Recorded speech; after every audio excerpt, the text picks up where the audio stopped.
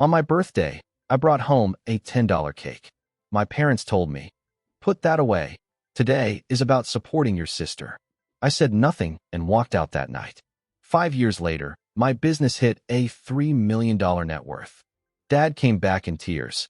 I walked into my parents' place carrying a thin plastic grocery bag, the kind that stretches when there's barely anything inside.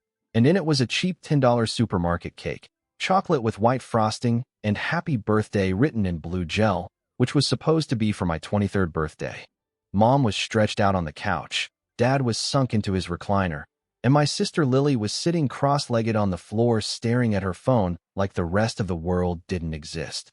I set the cake down on the coffee table and said something like, "Hey, I grabbed this on the way over. Thought we could do something simple." But Mom raised her hand without even looking up and told me, "Tom, not tonight. Lily's dealing with stuff, and she really needs us right now." I looked over at Lily and she looked perfectly fine to me, laughing at TikToks and posting Instagram stories. So I quietly said it was my birthday. And that's when Mom finally glanced up, not at me, but at the cake, and told me to put it away and that we'd do something next week. Dad didn't say a word, just shifted in his recliner and turned the TV louder, and Lily never even bothered to look in my direction. I picked the cake back up, walked into the kitchen, slid it into the fridge behind the milk, and then walked straight out the front door without slamming it, without raising my voice, without making some dramatic exit. I just left. I got into my car, my 2009 Honda Civic with 187,000 miles on it, and a check engine light that had been glowing for 8 months straight, and drove the 42 minutes back to my apartment with no music, no radio, just the low hum from bad alignment and the sound of my own breathing filling the car. When I got home, it was 9:47 p.m. My roommate Chris was gone, and the apartment had that heavy quiet that makes you realize how alone you really are when nothing is making noise. I opened the fridge and saw leftover Chinese food from 3 days earlier, half a Gatorade, and one lonely beer, and then it hit me that the cake was still sitting in my parents' fridge behind the milk waiting for next week. So I stood there staring at the empty shelf where it should have been and started laughing. Not because it was funny, but because it was the kind of laugh that comes out when something finally clicks that you've known forever but never admitted. I wasn't forgotten, I just wasn't a priority. I grabbed the beer, sat down on the couch, opened my laptop, and checked my bank account, seeing my checking balance barely scraping past 1,000 and my savings looking just as sad. I made 38 grand a year working IT support for a medical billing company where I answered tickets, reset passwords, and explained to doctors that their email wasn't broken, they just had caps lock on, and it wasn't impressive work, but it paid the bills and didn't disappear overnight. I checked my phone and saw nothing, no texts, no missed calls, no "Where'd you go" from my mom, and no "Happy Birthday" from Lily, just silence. I opened the family group chat, and the last message was from 3 days earlier with Lily asking if anyone could Venmo her $200 for rent, Mom replying sent, and Dad saying he'd cover it. I scrolled back and searched my name, and the last time anyone had talked directly to me was 7 months earlier when Mom asked if I could help Lily move, which I did, hauling boxes for 6 hours while Lily bought pizza and never said thanks. I stared at the chat for a minute, then turned notifications off without leaving it or making a point, and after that I went into my contacts and blocked Mom, then Dad, then Lily, not because I was mad, but because things finally felt clear. I didn't need a birthday cake. I needed to stop expecting one. By 11:30, 4 p.m., I finally felt tired enough to sleep, set my alarm for 6, and went to bed on my 23rd birthday having made the quietest decision of my life, which was that I was done. The next morning I woke up before my alarm at 5:47, made coffee in the 4-cup Mr. Coffee I'd bought at Goodwill, toasted a bagel, and ate standing at the counter while Chris stumbled out around 6:20 and asked how the birthday thing went, and I just shrugged and said it was fine, and he didn't push because he was good like that. I got to work at 7:50 like always, logged into the ticket system, saw 43 open tickets, opened the first one about a keyboard not working, called the user, walked them through checking if it was plugged in, found out it wasn't, closed the ticket, and moved on, because this was my life and I was okay with it. At lunch around 12:30 I sat in my car eating the turkey sandwich I'd packed, and checked my phone out of habit, seeing 0 notifications, then opened my contacts and looked at the blocked numbers, waiting to feel guilty or like I'd done something wrong, but instead I felt lighter. Around 2, my boss Mark stopped by my desk and asked if I had a second. And Mark was 41 with a receding hairline, polo tucked into khakis, and a Diet Coke always in his hand. And he told me they were short-staffed since Reynolds was out with the flu and asked if I could cover Saturday for time and a half.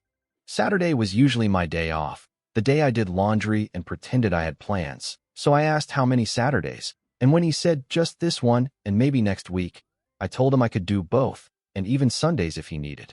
He blinked and reminded me Sundays were double time, asked if I was sure, and I said yeah. So he smiled, thanked me, and walked away. I opened my calendar and blocked out the next 6 Saturdays and Sundays, doing the math in my head and realizing it'd be an extra $1,800 before taxes, maybe $1,400 after, and since I didn't have plans, family dinners, or any reason to say no, I didn't. When Saturday came, I worked 9 hours, closed 32 tickets, ate lunch at my desk, and on the way home stopped for a Gatorade at a gas station where the guy in front of me argued with the clerk over a scratch-off ticket while I waited, paid, and left. I got home at 6:43 p.m. to find Chris on the couch playing Call of Duty, and when he said he didn't know I worked Saturdays now, I told him I'd just started, and when he said that sucked, I shrugged and said extra money, which he agreed was fair. I went to my room, sat on my bed, opened my laptop, checked my email, saw 2 spam messages, and one from a college friend I hadn't talked to in 2 years asking if I wanted to grab drinks. Marked it unread, told myself I'd reply later, and never did. Instead, I opened Craigslist, scrolled through house cleaning, dog walking, lawn care, and then stopped on an ad for computer repair at $75 an hour, and I just stared at it thinking, I fix computers all day long already. I just did it for $23 an hour. I started thinking, what if I did this on the side, just quietly, without blowing anything up? So I opened a new browser tab and typed in how to start a computer repair side business, then lost the next 2 hours going down that rabbit hole until by 9:15 p.m. I had a simple but solid plan. Sunday came, and I didn't work because Mark didn't need me. So instead, I went to the FedEx office and printed 50 flyers on obnoxiously bright yellow paper that said computer problems. I can help, followed by virus removal, slow PC fixes, hardware upgrades, $50 flat rate, text for availability, and my phone number with nothing else attached. I spent the rest of Sunday afternoon walking around my apartment complex, for buildings with 12 units each, slipping a flyer under every door, feeling kind of ridiculous the whole time, like a grown man playing lemonade stand, but I pushed through it anyway. By 5 o'clock I was back home, and Chris noticed the leftover flyers on the table and asked what the hell they were. So I told him it was a side hustle, and he laughed and told me good luck. Man, like he didn't really expect it to go anywhere. Monday morning at 7:03 my phone buzzed with an unknown number asking if I was the computer guy because their laptop wouldn't turn on, and they wanted to know if I could take a look. So I stared at the screen for a second before replying that I was free after 6 and asking where they were located. When they said Building C, Unit 8, I told them I could be there at 6:30, $50 flat rate, cash only, and they replied perfect, see you then, and I just sat there holding my phone thinking holy cow, it actually worked. I barely remember my workday because I floated through it, clocked out at 5:47, drove home, grabbed my little Red Harbor Freight toolkit I'd bought for $20, and headed over with my screwdrivers, pliers, thermal paste, and a USB drive full of bootable tools. At 6:28 I knocked on the door, and a woman in her 50s answered looking genuinely relieved, saying thank God because it had been dead for 2 days, and she had work emails she needed to send. So she led me to her kitchen table where an older HP laptop was sitting there lifeless. I pressed the power button and got nothing. Unplugged it, checked the charging port, noticed the connection was loose, wiggled the charger, and watched a tiny orange light flicker on. Then explained that the charging port was damaged and the cable wasn't making solid contact, but if you held it at a certain angle, it would still charge. She panicked and asked if she needed a new laptop, and I told her not yet, but that the port would need to be replaced eventually, and that I could order the part and install it next week for about $30 for the part and $50 for labor, $80 total, which she agreed to immediately. She handed me $50 in cash, 2 20s and a 10, and by 6:51 I was back in my car staring at the bills because that was what I made in 2 hours at my actual job. I went home, ordered the charging port on Amazon for $8. 47 shipped, smiled at the profit margin, And then my phone buzzed again with another message from someone who got my flyer saying their computer was running painfully slow and asking if I could help. Building A, Unit 14. I went straight over, cleaned malware off an old Dell desktop, installed antivirus, explained how to avoid sketchy downloads, and walked out with another $50. I got home at 9:40, Chris was asleep, and I sat at the kitchen table laying out the cash. $100 for one night, and maybe 2 hours of real work. So I opened my Notes app and started tracking everything. Typing Monday, November 14th, $100, 2 clients, 2 hours, and went to bed at 11:20 feeling something I hadn't felt in a long time, which was hope. By Wednesday, I'd gotten 4 more texts, fixed 3 laptops, and upgraded the RAM in a desktop, pulling in another 200, and by Friday it kept rolling with 7 more jobs, working every night after my day job, and getting home past 10 while Chris asked if I was okay, and I kept saying yeah, just busy, even though I was exhausted and didn't care. When I ran the numbers Friday night and saw the first week total at $440, more than my take-home pay for a full week, I saved every dollar without spending any of it. Saturday I worked my shift, came home at 4, then handled 3 more side clients fixing a printer, reinstalling Windows on a refurbished machine, and recovering photos from a corrupted hard drive for another $150, and by Sunday night, I'd made $590 in 1 week. I sat on my bed updating my tracking sheet, subtracting expenses like the charging port, and landed on $581. 53 profit, leaning back against the wall thinking about how no one knew, no one checked in, and no one cared, and how that was finally okay because I didn't need them to anymore. I checked my blocked contacts and saw 0 missed calls and 0 voicemails, realized they hadn't noticed I was gone, and understood that I didn't need them to notice. I just needed to stop waiting for it. By month 1, my sleep schedule was wrecked. Day job from 8 to 5, side work from 6 to 11 every night, weekends packed with double shifts and 5 to 7 side clients. And when Chris said this didn't look sustainable, he was probably right, but I didn't stop. At the end of the month, I'd made $2,380 on the side, more than half my regular salary for about 20 extra hours a week. And when I did the math, I realized if I scaled it, I wouldn't need my day job, even though scaling meant visibility, marketing, and systems. I posted a Craigslist ad under computer services advertising PC repair and IT support, with the same flat rate offerings and same-day service, claiming 15-plus years of experience even though I only had 7.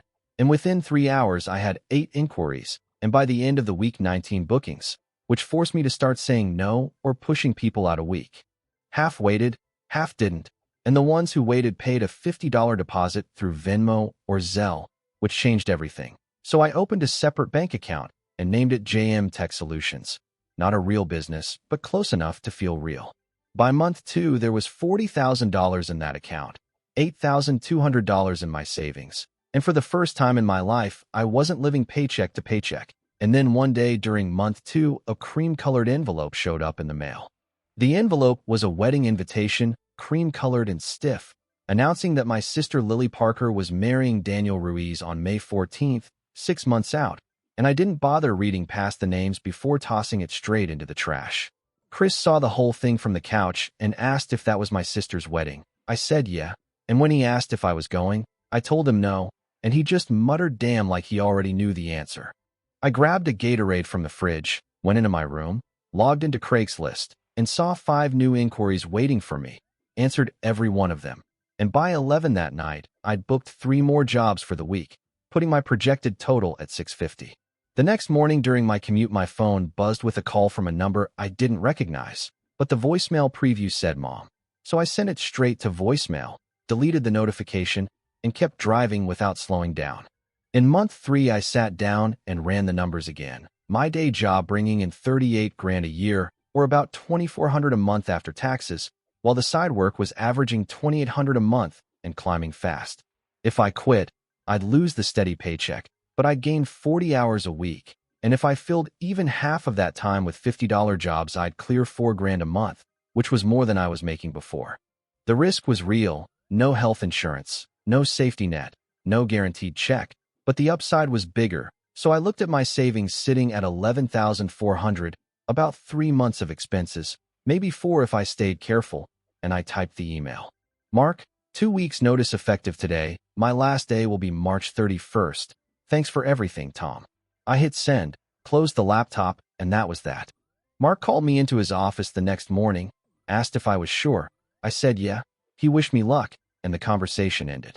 On March 31st at 4:47 p.m., I walked out of the building for the last time, drove home with no music and no celebration, just me and the check engine light glowing back at me.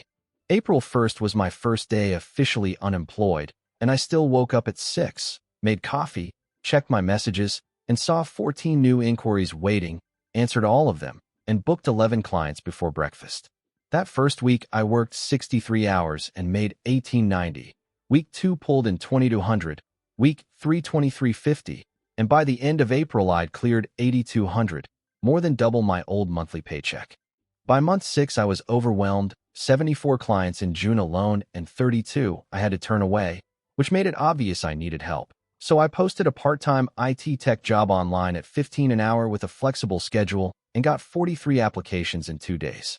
I interviewed 5 and hired one, a 20-year-old community college student named Alex who knew hardware well enough and wasn't clueless with software. Trained him for a week, and by week 2, he was handling the simple jobs on his own while I took the complex ones. July revenue came in at $11,400. I paid Alex $960 for the month, and my net was just over $10,000, $10,000 in 1 month, and I didn't tell a single person. Chris moved out in August after getting engaged and finding a place closer to his fiance's job. Asked if I'd be good here alone. I said yeah. Wished him luck with the wedding, and kept the old couch he left behind as the apartment got bigger and quieter. I worked even more, and in month 8 an unknown number called while I was with a client. I let it go to voicemail, and it turned out to be Mom using a friend's phone asking me to call her back because they needed to talk, which I marked as spam and ignored. By month 10, I'd outgrown the apartment completely. Too many clients and too much gear. So I found a 600 square foot unit in a strip mall for $850 a month. Paid first, last, and security up front. Bought a desk from IKEA, folding tables, office chairs from Goodwill, and hung a sign that read JM Tech Solutions, computer repair, and IT support. I printed 500 business cards, opened the doors October 15th, and the first client walked in at 10:30 a.m. With a cracked laptop screen, paid the $180 quote on the spot, and left a 5-star Google review. By the end of October, we had 12 reviews, all 5 stars. November revenue hit $14.2, December $18.9, and I hired a second part-time tech, a college kid named Ryan. Alex asked if he could go full-time in January at $17 an hour for 40 hours a week. I said yes without hesitation, and the look on his face told me everything. Year 1 ended on my 24th birthday, November 14th, and I worked a full day, closed the shop at 6, drove home, ordered Chinese food, ate it on my couch, opened QuickBooks, and stared at the numbers. $87,000 in revenue, $31,000 in expenses, and $56,000 in net profit. 1 year earlier, my family forgot my birthday, and now I had a business, employees, and clients who trusted me enough to leave 5-star reviews. So I closed the laptop, cracked a beer, and smiled, not because I was rich, but because I was free. Year 2 started with a punch to the gut on January 12th when a $3,000 custom gaming rig repair ended in a credit card chargeback for service not rendered, even though I had signatures, photos, and receipts, and the card company pulled the money anyway. I tried calling and texting the client with no response, realized small claims court would cost more than the loss, and swallowed it, learning the hard way it wouldn't be the last time. In February, as I was closing the shop one night, the door chimed and a woman in her mid-50s walked in, stopped cold when she saw me, and I recognized Mom immediately. She said she'd found my business card at the grocery store, said Dad missed me, Lily missed her, and she missed me, asked if I could forgive them and what she could do to fix things, and I gave her 3 minutes before telling her there was nothing to fix and watching her leave in tears. I locked the door, set the alarm, drove home, and didn't think about it again. In March, a woman named Claire came in with her dad's virus-riddled laptop, and when she picked it up a couple days later, she thanked me and handed me her business card, saying to call if I ever needed design work, which I tucked away. In April, LinkedIn lit up when an old co-worker, Daniel Wu, tagged me in a post after finding my business card at a coffee shop, congratulating me publicly on running my own shop, And when I saw 43 likes and a dozen positive comments, I stared at it for a long time before closing the app and getting back to work. I went back to work like it was any other day, because for me it was, and May 14th fell on a Saturday, which also happened to be Lily's wedding day. I got up at 7 in the morning, made coffee, and drove straight to the shop where Marcus was already there waiting, and we had 3 machines dropped off from the day before that he and Steven handled without me. I shut my office door and focused on invoices while my phone buzzed around 2 in the afternoon from an unknown number saying everyone was asking about me, which I ignored. At 4:30, another number came through with a message saying, "Dude, where are you? Lily's losing it." So I turned my phone face down, finished the paperwork, paid the team, and left the shop at 6:15. I stopped at Chipotle, ate in my car, went home, watched Netflix, and was in bed by 11. And that was Lily's wedding day as far as I was concerned. In June, Marcus pulled me aside in the office, 17 months into the job, now handling complex repairs, managing clients, and helping train Steven, and asked for a raise. So I leaned back and thought about it for maybe 3 seconds before telling him 18 an hour starting Monday. His eyes went wide because he'd expected a debate, and I told him he'd earned it. And after he left, I just sat there thinking about how a year earlier I'd been the one asking for raises, and now I was the one giving them, which felt strange in a good way. In July, our revenue flattened out at $19,000 a month for 2 straight months, and it was clear we were maxed out with just Marcus, Steven, and me. So I posted another job listing, got 62 applications, interviewed 8, and hired Rachel, who'd come from Geek Squad and was burned out on corporate life, and she started in August. By September, we were pulling in 23 grand a month. October jumped to 26.4. And I stopped doing repairs entirely as my role shifted into strategy, planning, hiring, and management because I wasn't a technician anymore. I was running a business. In November, I got an email from Jess with the subject line saying my website needed help in a good way, and she told me it was outdated but functional and that she was doing web design now and wanted to help. I suggested coffee. We met that Saturday. She brought 3 clean, modern homepage mock-ups. And when I asked how much, she said she'd do it for free as a portfolio piece, though I insisted on buying lunch, and we talked for 2 easy hours about work, life, and everything in between. As we were leaving, she said we should do it again, and I agreed without hesitation. Year 3 kicked off with a problem on January 10th when Angela Reyes, an office manager at an orthopedic practice, called to say the doctors voted to bring IT in-house and our contract would end at the end of the month, wiping out a $2,400 a month client. I told Marcus. He asked what we'd do, and I said we'd find another one, which took 3 stressful months of tight budgets and cut hours, but we eventually replaced it. In February, after Jess and I had been seeing each other for 3 months, we were having dinner at my place when she asked about my family, and I set my beer down and told her there wasn't much to say. She pushed, said everyone has family, so I told her I hadn't spoken to mine in 3 years and didn't plan to.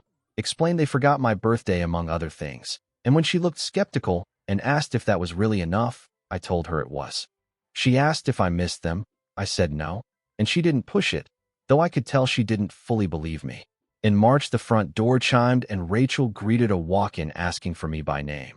And when I stepped into the doorway, I saw my dad standing there looking older, grayer, and thinner. I checked my watch and told him he had 10 minutes before my next meeting, then walked back to my office without waiting, and he followed and sat across from my desk looking around at the monitors, business license, and framed Google reviews.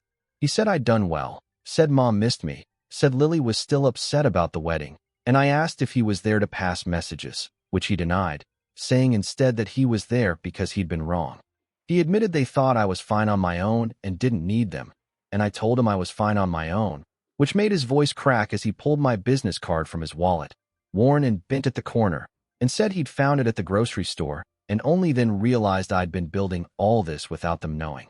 I told him that was because they never asked, checked my watch again, and said I had a meeting, and when he stood to leave and said he was proud of me, I didn't respond. In April, Jess told me over lunch that my dad had come into the shop while she was covering the front desk, asked for me, and left when she said I wasn't there, and she said he looked really sad, which made me put my sandwich down. She asked if I'd ever talk to them again. I said maybe someday when I was ready, and she nodded and let the silence sit. In June, a thick envelope arrived at the shop with no return address. and inside were 8 family photos from holidays and events, all with me cropped out, old group shots altered so it was just Lily, birthday photos where I used to stand next to Dad now showing only him, Thanksgiving pictures with my shoulder barely visible at the edge. I stared at them for a long time, put them in a folder labeled motivation, and taped it to my office wall. And when Marcus asked what it was, I told him it was a reminder of why I worked, and he didn't ask again. By October of year 3, we landed a new client, another orthopedic practice run by a different Angela Reyes whose IT company had collapsed. And after I reviewed their outdated setup, I proposed a $2,400 a month retainer that she accepted without blinking. By December, we had 3 more recurring contracts totaling $8,000 a month, moved into a larger 1,400 square foot space with $2,000 a month rent, and it was worth every dollar. In year 4, February, I met with a mortgage broker who checked my credit at 738 and smiled when I handed over 2 years of tax returns showing 6 figures in net income. And by April, I'd found a downtown 2-bed, 2-bath condo on the 10th floor listed at $245, offered $240, accepted a counter at $2,450, and closed on May 18th with Jess standing right beside me. When the realtor placed the keys in my hand, Jess squeezed my fingers, and we drove straight over to the condo, stepping into an empty living room with hardwood floors, granite countertops, and floor-to-ceiling windows that made the whole place glow. Jess walked right up to the glass and said the view was incredible, and when I stood beside her, she looked at me and said I did all of this on my own, that no one helped me get here. I nodded, and she asked if that made me feel happy or sad, and after thinking about it for a moment, I told her it was both. She rested her head on my shoulder, and we stood there together watching the city lights flick on one by one. By August of year 4, I was sitting across from Phil, my accountant, while he scrolled through a spreadsheet and told me my business was valued at about $1 million, then casually added that the condo had appreciated to $265,000, with $194,000 still owed, leaving $71,000 in equity. He kept scrolling and said my total estimated net worth was around $1 per million, and when I asked if that was real, he told me it very much was. I left his office in a fog, called Jess, told her the numbers, and after a long pause she asked how I felt, so I turned it back on her and asked how she felt. She said she didn't know and asked if we could talk, then came over 15 minutes later and sat with me on the couch while I told her the numbers didn't feel real. She said they were real but asked what they meant, and when I said maybe it meant I'd won, she asked what I'd won, then told me I'd proven whatever I'd been trying to prove. I said I hadn't been trying to prove anything, but she pointed out that I had, and she was right. I just didn't know who I was proving it to anymore. In February, Phil slid another folder across his desk and walked me through year 4 numbers. Revenue at $623,000 and net profit at $287,000. Then turned his laptop toward me and showed the bottom line. Business valuation, real estate equity, investments, liquid savings, all adding up to just over $3 million. I leaned back in the chair, thinking about how 5 years earlier I'd been eating a $10 grocery store cake alone, and now I was sitting here nodding at numbers that big, while Phil told me I should be proud. I nodded, but it felt empty, like it was just math on a screen. I left his office, drove to the shop, and Marcus met me at the door saying an orthopedic clinic server had crashed and they were completely down, so I grabbed my keys and we went, spending 3 hours restoring a backup with no data loss while the office manager hugged me and called me a lifesaver. That night, Jess was at my place making dinner and asked how my day went, and when I told her Phil said I was worth $3 million, she stopped chopping and just looked at me. When she asked how that made me feel and I said I didn't know, she sat beside me, took my hand, and said I'd built something incredible from nothing, but also that I didn't seem happy. I admitted I wasn't sure if I was, and when she asked what would make me happy, I realized I didn't have an answer, so she just squeezed my hand and stayed with me in the quiet. On March 3rd, a Facebook message request popped up with a professional photo of my sister Lily and her husband, smiling, and the message said she knew I probably wouldn't read it, but needed to apologize for everything, for my birthday, for not standing up for me, for being selfish, and that she missed me and Dad was struggling and talked about me all the time.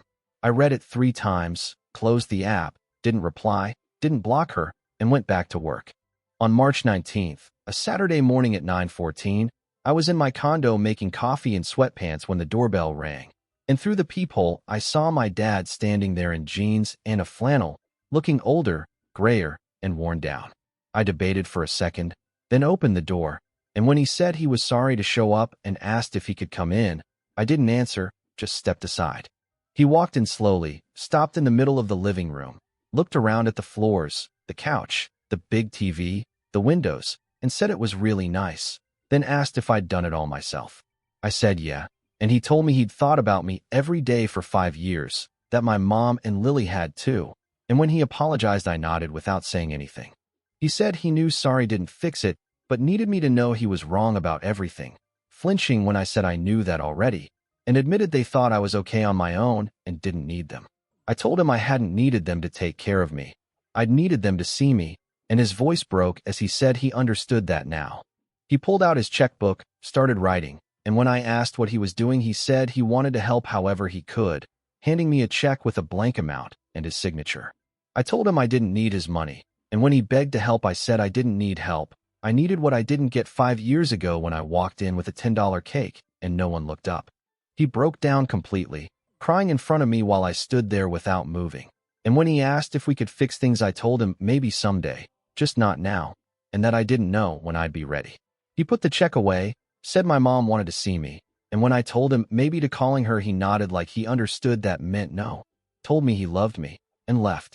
I locked the door behind him, stood there for a moment, picked up my coffee, took a sip, and when Jess came out of the bedroom and asked if I was okay, I told her yeah, even though it had been hard, and when she hugged me and said she was proud of me for holding my boundary, even when it hurt, I didn't answer, I just held on to her. On Monday, March 21st, my phone buzzed during lunch with a text from an unknown number thanking me for letting my dad see me and apologizing again, saying she loved me, signed Mom, and I read it, marked it as read, didn't reply, and put my phone away. Marcus stepped into my office and said the dental office contract had just renewed for 2 more years at $3,400 a month, then added that Rachel was asking about going full-time, so I told him to make it happen because she'd earned it, and he nodded and headed back out. I sat there for a second thinking about how 3 years earlier I'd been the employee waiting on decisions, and now I was the one making them, which still felt strange sometimes. April 14th rolled around, my 28th birthday, and I woke up at 7 to find Jess already in the kitchen telling me coffee was ready, so I poured a cup and sat on the couch while she joined me and handed me a small box. I opened it and found a really nice watch with a leather band, and when I started to protest, she stopped me and said I never treated myself, and she figured someone should, so I put it on and thanked her. Then she disappeared into the bedroom and came back holding a plastic grocery bag, and inside was a supermarket cake with chocolate frosting and white letters that said Happy Birthday, Jake, and when I just stared at it, she asked if it was too much, and I told her no, it was perfect. We ate cake for breakfast, just the two of us, and I thought about 5 years earlier when I'd been alone in my apartment with a $10 cake sitting in the fridge and no calls or texts, and now I had Jess, Marcus, Rachel, Steven, clients who sent Christmas cards, and a life I'd built myself, not the one I imagined back then, but one that was mine. That afternoon I stopped by the shop and found Marcus training a new hire, our 4th employee, and when he said he hadn't expected me and I told him I was just checking in, watching him patiently explain a motherboard replacement to a 21-year-old kid named Alex, and realizing I'd hired the right people. That evening Jess and I went out to dinner at a nice place downtown because she insisted I could afford it, joked about me being worth $3 million, and halfway through she asked if I thought I'd ever talk to my family again. I told her probably, but only when I didn't need it anymore, explaining that right now letting them back in would be about needing their approval, and that if it ever happened it had to be because I wanted to, not because I needed to, which she said made sense and was healthy. I asked if she thought I was being too hard, and she told me I was just protecting myself, and there was nothing wrong with that, and I thanked her for understanding.